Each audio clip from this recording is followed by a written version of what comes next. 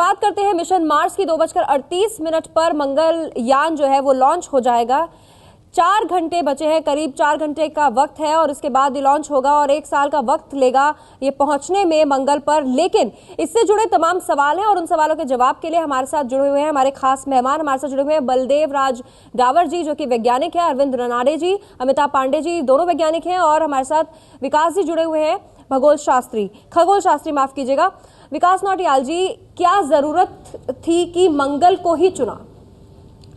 देखिए, ये मंगल को इसलिए चुना, जैसे मैंने पहले आपको बताया कि वो एक ऐसी धरती है जिसमें सबसे ज़्यादा प्रॉस्पेक्ट्स हैं, जहाँ पर हम आगे भविष्य में रह सकते हैं।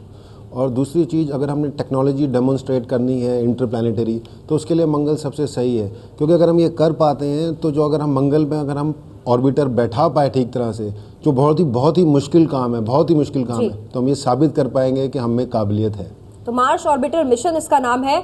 आपसे जानना चाहेंगे अरविंद जी कि ये जो ऑर्बिटर है ठीक से बिठाने की बात हो रही है। जितने मिशन गए हैं उसके आधे ही कामयाब हुए हैं, बाकी मिशन फेल हुए हैं। पिछले साल जो चाइना की तरफ से मंगल पर यान भेजा गया था वो भी कामयाब नहीं हो पाया था। ऐसे में इसे बिठाना कितना मुश्किल होगा?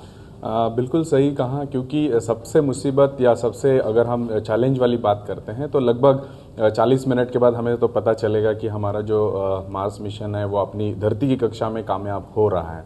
लेकिन उसके बाद जब 25 दिन का समय जब निकल के जब वो अपने इंटर प्लानिटरी स्पेस मिशन में जब ये मंगलयान निकलेगा, तो जैसे जैसे इसकी दूरी बढ़ेगी उसके सिग्नल्स आने में हमें समय लगने वाला है। जैसे जैसे दूर जाएगा, पहले 1 मिनट लगेगा, 2 मिनट लगेगा, तो लगभग मंगल के पास पहुंचते पहुंचते उसको सिग्नल को पहुंचने के लिए 20 मिनट लगेगा और उसका रिस्पांस आने के लिए दोबारा 20 मिनट, यानी लगभग 40 मिनट का समय सिर्फ हमें सिग्नल भेजने में और उसके ऊपर क्रिया होने में समय लगेगा। आप बता रहे हैं लॉन्चिंग के समय, जब लॉन्च होगा 2:38 पे? जी नहीं, ये आगे जाके 40 मिनट के बाद, 25 दिन के बाद, जैसे मुश्किलें तो उसके बाद शुरू होगी जब आगे जाके उसके पास सिग्नल्स पहुंचना, वो सही समय पे सही दिशा में जा रहा है कि नहीं। तो ये 25 दिन बाद किस जगह पर होगा, धरती से कितनी दूरी पर होगा जब सिग्नल्स आने में दिक्कत होनी शुरू हो जाएगी? वैसे आप एग्जैक्ट समय नहीं बता सकते, क्योंकि जब अब उसके 40 मिनट के बाद वो लगभग हमारी धरती से 250 की पेरीजी पे और उसके बाद लगभग 23,000 अपोजी डिस्टेंस पे वो जब ऑर्बिट करेगा और वो धीरे धीरे उसका ऑर्बिट का जो लंबाई है आप उसको बढ़ाते चलेंगे और एक सर्टन समय आता है कि जिसमें आप मिनिमम एनर्जी के थ्रस्ट देके उसको इंटरप्लैनेटरी स्पेस में जब भेजा जाएगा, उसके बाद उसकी जब धीरे धीरे जब दूरियां बढ़ेगी उसके बाद हमें सिग्नल्स आने में धीरे धीरे समय बढ़ते होनी शुरू हो जाएगी। अमिताभ पांडे जी, ये जो पूरा प्रोसेस होगा जब ये लॉन्च होगा, सबसे बड़ा सवाल मन में यही उठता है कि जब 2:38 पे लॉन्च किया जाएगा, उसके बाद जब वो मंगल तक पहुंचेगा, जो काफी लंबा समय है, 1 साल का लगभग समय है, ये जो प्रोसेस होता है आसान भाषा में ये दर्शकों को समझाइए। देखिए, स्पेस मिशन भेजना वैसे तो बच्चों का खेल है। मैं कहता हूँ हमेशा कि अगर आप बहुत तेज क्रिकेट की बॉल अगर फेंक सकते हैं, मान लीजिए कि आप 28,000 किलोमीटर प्रति घंटे की रफ्तार से क्रिकेट को बॉल को थ्रो करेंगे, तो इमेजिन करिए अर्थ एक परफेक्ट स्फीयर है, कोई एटमॉस्फेयर नहीं है, तो अर्थ की सैटेलाइट बन जाएगी। लेकिन आपको दरअसल अर्थ के एटमॉस्फेयर को क्लियर करना होता है किसी सैटेलाइट को लॉन्च करने के लिए। तो पहले इमेजिन करिए एक बहुत बड़े पहाड़ की चोटी पर खड़े हुए हैं जो करीब 250 किलोमीटर ऊंचा है, और वहाँ से क्रिकेट की बॉल अपनी फेंकी 28,000 किलोमीटर प्रति घंटे की रफ्तार से, तो अर्थ को ऑर्बिट करने लगेगी। अगला कदम होता है कि उसको अर्थ की ऑर्बिट से निकाल के दूसरे जो आपका जो बॉडी है जहाँ पे आपको भेजना है उसकी ऑर्बिट में भेजना।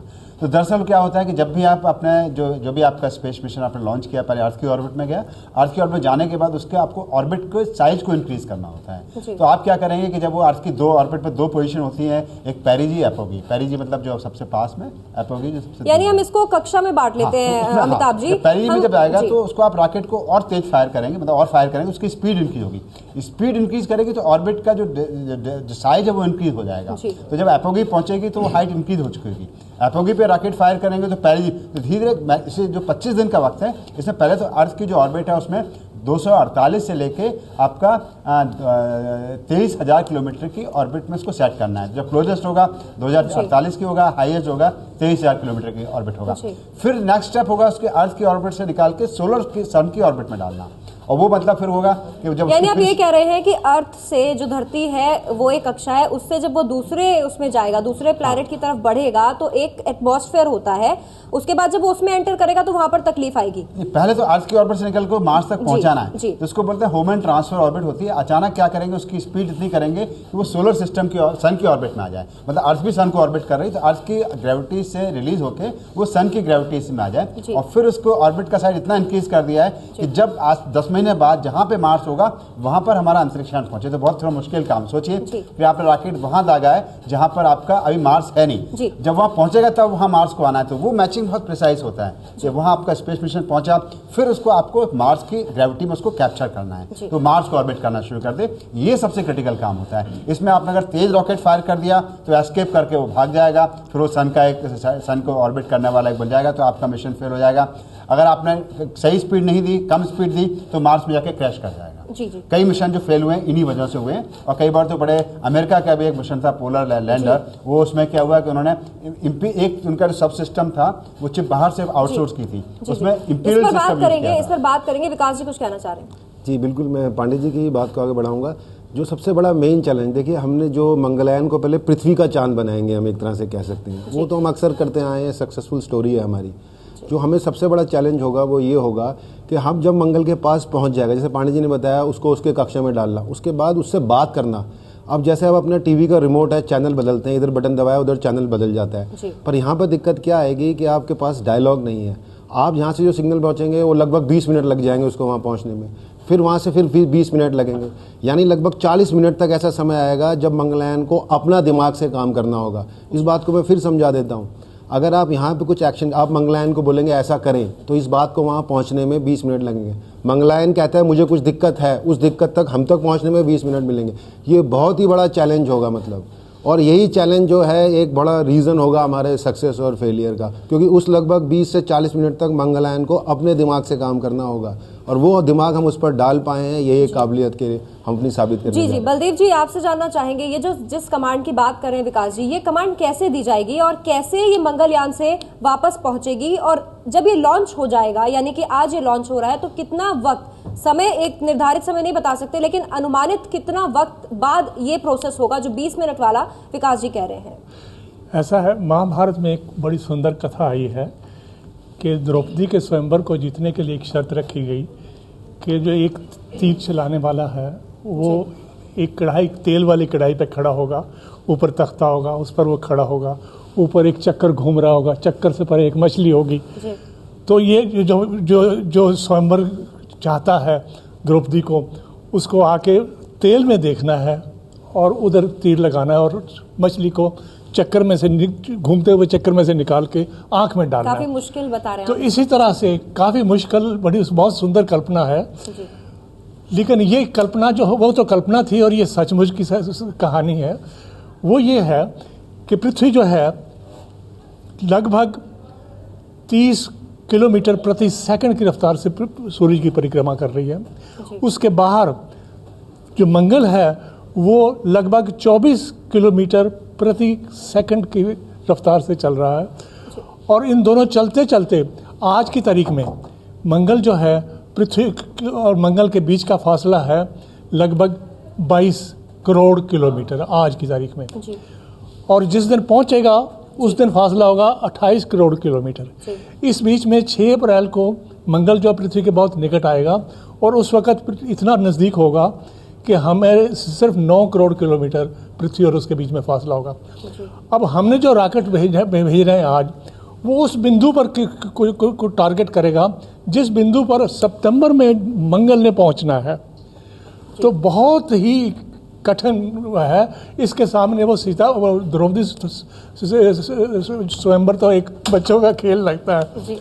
तो ये, और मैं एक और बात कहना चाहूँगा कि मंगल पर जाके हम क्या सूचना लेंगे, क्या डाटा लेंगे, क्या वहाँ के वातावरण को की जांच पड़ताल करेंगे, वहाँ की धरती को मैप करेंगे और वहाँ की रासायनिक रिसर्च करेंगे, उससे ज़्यादा इम्पॉर्टेंट ये है कि ये जो क्षमता है मंगल तक पहुँचने की, ये जो तीर चलाना है हमने आग तक पहुँचने का, ये अपने आप में एक बहुत बड़ी महत्वपूर्ण उपलब्धि होगी जी।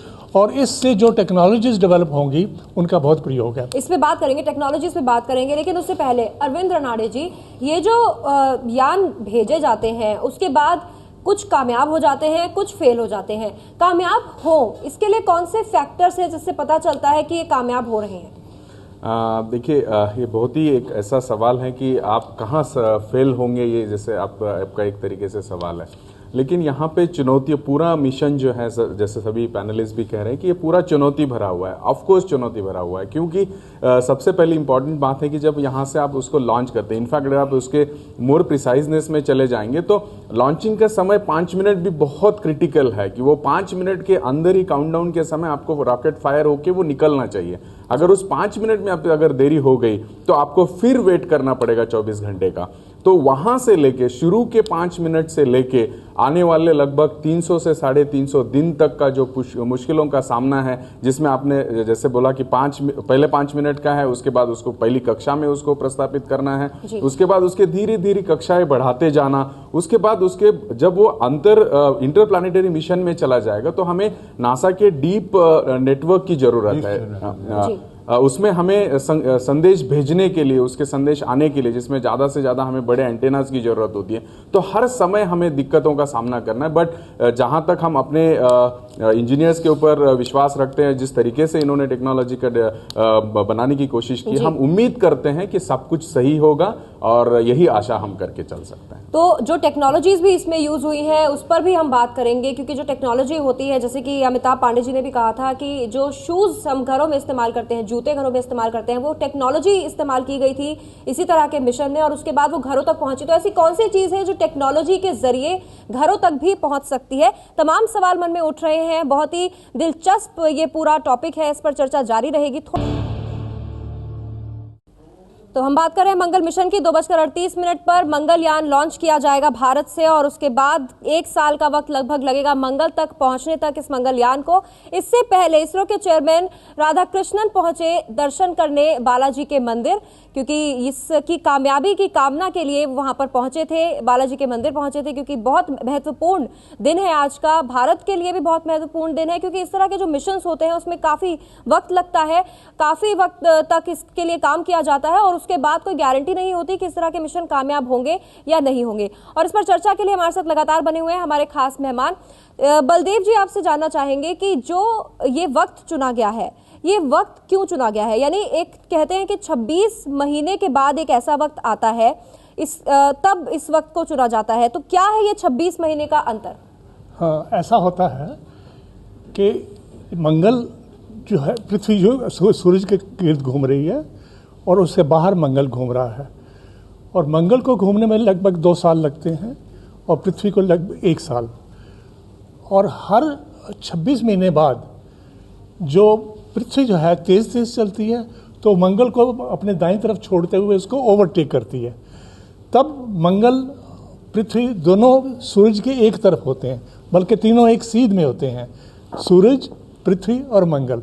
तब मंगल और सूरज के पृथ्वी के बीच में फासला जो है घटते घटते सिर्फ 8-9 करोड़ किलोमीटर रह जाता है।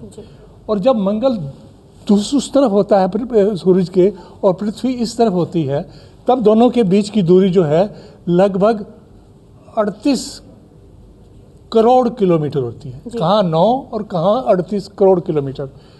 तो जाहिर है कि अगर हमने मंगल जाना है तो हमें ऐसे वक्त चुने जब मंगल पास हो जी। तो यही हो रहा है, इसी वजह से यही वजह है। अच्छा, दरअसल बिल्कुल जो पास आएंगे वो 6 अप्रैल को होंगे। 6 अप्रैल होगा, उस दिन मंगल जो है पृथ्वी मंगल को ओवरटेक करेगी, तो दाईं तरफ मंगल होगा और बाईं तरफ पृथ्वी के। 6 अप्रैल के आपने जिक्र किया।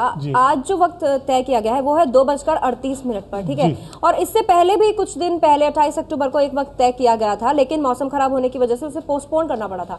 तो आज का वक्त अगर यानी कि 4-5 दिन का समय निकल गया है, तो ऐसे में जो 6 अप्रैल के वक्त की आप बात कर रहे हैं, उसी वक्त पर मंगलयान वहीं पर होगा जहां वैज्ञानिक चाहते हैं। ये संभव है? ऐसा है कि 6 अप्रैल को अपोजिशन होनी है, जिसे अपोजिशन कहते हैं। तो मंगल बिल्कुल पृथ्वी के दाईं तरफ चल रहा होगा और पास होगा। इस वक्त पीछे है और हम उसको ओवरटेक इस वक्त आगे है और हम उसको ओवरटेक कर रहे हैं। तो हम बीच में से उसको 4 महीने पहले और 4 महीने बाद या 5-6 महीने पहले 5 महीने बाद इस समय रखते हैं कि ताकि जब हमारा, क्योंकि जाने में तो समय लगना है जी, तो जिस समय में मंगल उस वक्त कहाँ पर होगा उस बिंदु को लक्ष्य करके हमारा यान जा रहा है। अरविंद जी 2:38 का समय किस हिसाब से रखा गया? ये जो समय निर्धारित किया जाता है वो सिर्फ एक किसी चीज़ के ऊपर निर्भर नहीं होता है, उसमें भी अगर आप देखेंगे तो बहुत सारी चीज़ों के ऊपर हमें डिपेंड होना होता है। यानी इसके जो सिग्नल, जैसे अगर आपने देखा होगा अक्टूबर का जो समय था उसको हमने पोस्टपोन करके आज 5 नवंबर को लिया। इसका कारण भी यही था कि जो हमारा इसमें ओशन में यानी सागर में एक हमारी सैटेलाइट ट्रैकिंग जो जहाज हैं जो नालंदा करके, तो वो उस समय पे ना पहुंचने की वजह से, क्योंकि उसके जाते समय जो वहां का मौसम खराब होने की वजह से वो उस जगह पे नहीं पहुंच पाया था कि जिस वजह से जहां पहुंचने के बाद उसके जो सिग्नल्स आने मुमकिन थे, उस सिग्नल को अगर ट्रैक करने के लिए वहां पे पहुंचना उसका जरूरी था, वो ना पहुंचने की वजह से हमने उसको पोस्टपोन किया गया। तो ये समय की जब निर्धारित किया जाता है तो हमें ये सब कुछ देख के तय करना होता है कि इनके जो ट्रैकिंग स्टेशन हैं उनके समय है, उनका पहुंचने का है, और साथ में जैसे अभी सभी हम बात कर रहे हैं कि उसका मिनिमम डिस्टेंस होना चाहिए, मिनिमम फ्यूल हमें कंज्यूम करना है। तो ये सभी चीजों का अगर आप पूरा निर्धारित करते हैं तो आप उसी बात पे चल के निकल के आएंगे कि मुहूर्त का समय, तो 2:38 इसका मुहूर्त का समय है। तो वो मुहूर्त सभी साइंटिफिक चीजों के ऊपर डिपेंड होकर ही निर्धारित किया जाता है। अमिताभ पांडे जी, जब नासा में इस तरीके का कोई अभियान होता है और जब कोई मिशन होता है और किसी यान को लॉन्च किया जाता है तो मूंगफली बांटी जाती है, पीनट्स बांटे जाते हैं, तो क्या यहाँ हमारे देश में इस तरह की कोई परंपरा है? देखिए, परंपरा जो है ये बड़ा टेढ़ा सवाल है परंपरा का। देखिए, जैसे मुहूर्त की बात कर रहे हैं तो कोई पंचांग देख के पंडितों से कुंडली निकलवा के मुहूर्त देखा जाता है। ये मार्स की पोजीशन कहाँ है, अर्थ की क्या पोजीशन है, हमारी ऑर्बिटर वेलोसिटी कितनी है, तो लॉन्च विंडो को आप वो साइंटिफिक चीजें ये सारा एक साइंटिफिकली आप टाइम निकालते बताई। मैं माहौल की बात पूछ रही हूँ कि इसरो के अंदर किस तरह का दूसरा माहौल एक खास बात बता दूं कि अमेरिका में अंतरिक्ष यान लॉन्च किया था, उसका मॉडल निकाल के उस पर क्राइस्ट के सामने उसको नहीं दिखाया जाता है। साइंस में इस तरह के अंधविश्वासों की कोई जगह नहीं है। अगर कोई ये करता है तो बहुत, मेरा ओपिनियन ये है कि बहुत स्टूपिड एक्ट है और ये हमारे राष्ट्र का जो पब्लिक मनी है, पब्लिक मनी से मिशन जा रहा है, तो इसको इसमें किसी तरह की रिलीजियस चीजों को इसके बीच में नहीं लाना चाहिए। नहीं, हिंदुस्तान में 33 करोड़ देवता हैं, चर्च है, मस्जिद है। आपने सवाल गलत समझा, विकास जी कुछ कहना चाहते हैं? देखिए, जो कैसे जश्न है ये तो इंडिविजुअल पे भी डिपेंड करता है। बाकी इसरो में देखिए व्यक्तिगत एक्साइटमेंट होती है, लोग गले मिलते हैं, इसकी बात कर रहे हैं अमिताभ। तो जो जब ये लॉन्चिंग से जैसे जैसे सक्सेस की तरफ बढ़ेगा, बहुत सारे हमारे को बीच में कुछ फेलियर्स भी आएंगे और कुछ सक्सेस भी मिलेंगे। ओवरऑल मिशन को फेलियर होना है। आपने अगर अक्सर टीवी पे देखा स्क्रीन जो है लोग गले मिलते हैं, एक दूसरे को शाबाशी देते हैं, उसके अलावा कुछ और जो जश्न है वो व्यक्तिगत मामला भी हो सकता है। और इसरो की ऐसे कुछ पॉलिसी है तो मुझे वो मालूम नहीं है, पर ऑफ कोर्स एक एक्साइटमेंट का माहौल रहेगा। बलदेव जी कुछ बता रहे हैं जी। शैंपेन खोलते हैं, मान लीजिए शैंपेन खोलते हैं, तो ये अलग अलग जगह पर अलग अलग तरह से जश्न मनाया जाता है, लेकिन काफी लंबे वक्त तक वैज्ञानिक मेहनत करते हैं एक मिशन के लिए, और उसके बाद जब वो वक्त आ जाता है, जब उस मिशन का लॉन्च का टाइम आ जाता है, जब उड़ान भरनी होती है उस यान को, तो जश्न मनाना लाजमी भी है। उसके बाद निर्भर करता है कि कितने वक्त में वो जो मिशन है उनका वो पूरा होगा, कामयाब होगा या नहीं होगा। लेकिन इतने समय की जो मेहनत है वो रंग लाए, ये सभी उम्मीद करते हैं और कामना भी करते हैं। लगातार हमारी ये चर्चा जारी है। मिशन मार्स के लिए लगातार जुड़े रहिए एबीपी न्यूज के साथ।